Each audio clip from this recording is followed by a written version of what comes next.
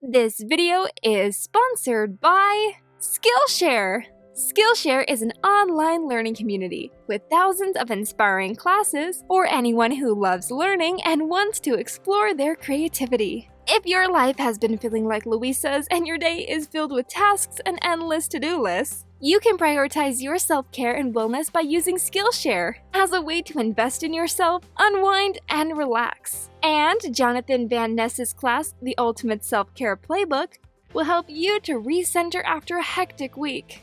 Skillshare is ad-free so that you can stay in the zone while exploring new skills. And with fresh premium classes being launched each week, there's always something new to discover, with classes about photography and illustration to graphic design. I'm always getting questions asking what program we use to make our speed paints. And so I thought it would be fun to show you all a great introductory class of the program that we use, Adobe Photoshop. In this class taught by Kat Cochlead, Learn Adobe Photoshop Fundamentals for Getting Started, you'll learn how to work with layers and learn techniques that creatives and professionals use every day. And even with as much time as we've spent using Photoshop, it was fun to brush up on what tools are available to use in effects. And I used this new technique that I learned to edit a photo of my sweet kitty Delilah, who recently passed away. If one of your resolutions for 2022 is to try out new things, then you're in luck, because Skillshare is offering the first 1,000 people that click the link in the description a 1-month free trial of Skillshare. I'll give you a chance right now to pause the video and check out the link down below, so that you can be sure not to miss out on this awesome deal.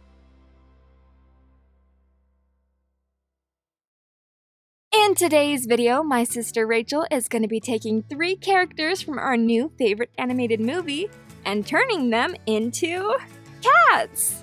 That's right, we're drawing Mirabelle, Bruno, and Louisa as cats. We thought that this would be a fun way for us to show our love for this movie and relate it back to our channel, which, as you might know, mostly focuses on cat-related content, like warrior cats. So this video is a little bit different for us, but I hope you enjoyed the speed paints. First up, we're drawing Mirabelle!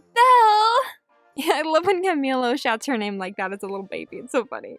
Anyway, so for the whole magical family, we imagined a good fit for a pelt design would be tortoiseshells, to show the bright colors in their designs.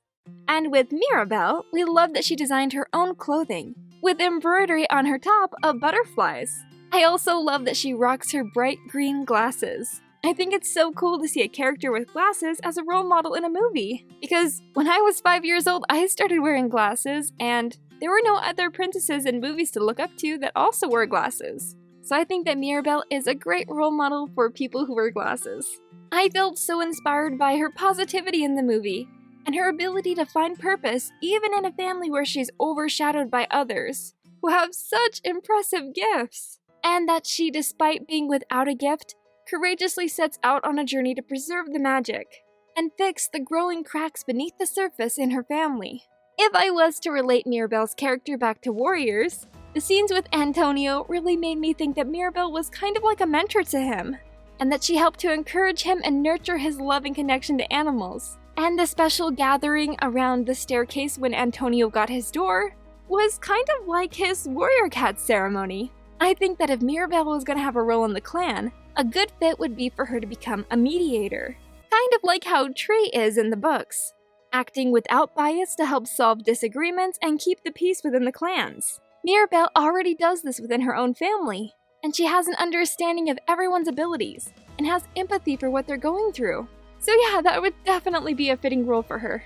Now, if I was to do a character comparison, I think that Mirabelle's kind of like a Holly Leaf or an Ivy Pool kind of character, feeling left out of something like The Power of 3, or a prophecy, seeing all of her siblings have special powers and feeling left out for just being ordinary. Next up, we're gonna talk about Bruno. From the second that he appeared on screen, I knew he was gonna be my favorite. I loved his awkward and anxious personality, and that he's short and sleep-deprived with bags under his eyes. I can definitely relate to that. So I knew that I wanted to make some sort of video about this unique character. And so I'm so happy to be talking about him now as we transform him into a cat. For his design, Rachel decided to show signs of his aging by giving him a graying muzzle and streaks of gray in his hair, since in the movie, the triplets are all 50 years old. And of course, who would Bruno be without his rats? So we knew we had to include them in the art. And I know that even as a cat, he would never hurt his rats. I really love the idea of a cat in the Warrior series actually being friends with the potential prey and not letting his clanmates eat it no matter what. That would definitely be something to make him different than his clanmates. Aside from his already kind of out there gift of being able to see into the future. His strange prophecies that often went unappreciated by his family made me think of the character Goosefeather in Warriors. And I'm excited to see that another creator on YouTube also made that connection and is working on a We Don't Talk About Goosefeather map.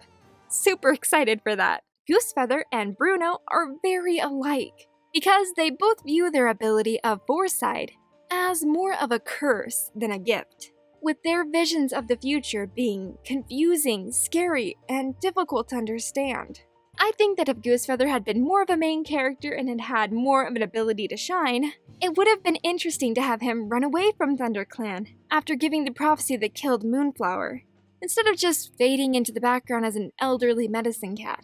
If he had disappeared, that would have left the door open for a future character to meet and receive a prophecy from him. And that would have been super cool. If I ever do a series of Blue Star's Prophecy, I'll definitely consider making that change to the story. Anyways, right, we were talking about Bruno.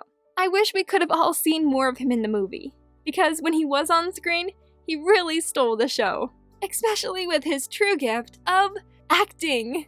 His different personas were my favorite. At my house, for the last few weeks, we've been working on a renovation project. Repainting our walls and using spackle to fill in the nail holes and cracks. And my sister Rachel loves to say the Jorge line while we work. My name is Jorge. I make the spackle. I love that line.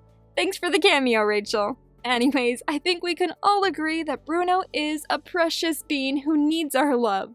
And I hope you all enjoyed seeing our design for him as a cat. Now last, but certainly never least, we have the character Louisa. Rachel really likes this character because Louisa is an accurate representation of what it's like to be a middle child, being an awesome older sister, but also having to measure up to the expectations set by the eldest sibling. In the movie, Louisa is always worried that she's not doing enough, and she's concerned with everyone else's well-being before her own. I love that she's such a strong person, but she never makes anyone feel bad for being less strong than her. And she always helps everyone she can without complaint. For Louisa's design, we were sure to give her some muscle definition to show the power of her gift, super strength. We also gave her some wristbands. I like the idea of them maybe being weighted to give her an extra workout every time she moves. I love her cute freckles and the red ribbon that's on her top and in her hair, giving a little bit of color to her more practical outfit. It's so great to see Louisa such a strong character in this movie. And that despite being strong, she has realistic struggles, like taking on too many responsibilities, or caring too much emotionally. Louisa's song, Surface Pressure, is both Rachel and I's absolute favorite song in the movie. And as someone who's often working on a dozen things at once, I can relate to feeling pressure, and struggling to be able to balance everything. I like how in the movie, Louisa starts allowing herself to feel her emotions more, and learns to be easier on herself and take a break to relax and recharge sometimes. If Louisa was a character in the Warrior series, I think she would be an amazing deputy, always able to catch the most prey and build sturdy dens. I think she would be a great deputy because she's more of a rule follower than a rule maker. I hope you enjoyed seeing us draw these three characters as cats. Let us know if you've seen the movie, and who your favorite characters are down below. Before I say goodbye for today, I'd like to give a quick thank you to our channel members. Achilles the Spartan, Nat K, Jinx Cat, All Hallows Hounds, Mr. Scary Pasta, Silver Ben Persians, Amira, Tiger Pelt of WinClan, Ari San Wolfie, Mandy Moore, Awesome Fox 211, Churnin Bell, and Millie Johnston. Thank you all so much for watching this video until the end. I'll see you all in the next video. Until then, bye-bye!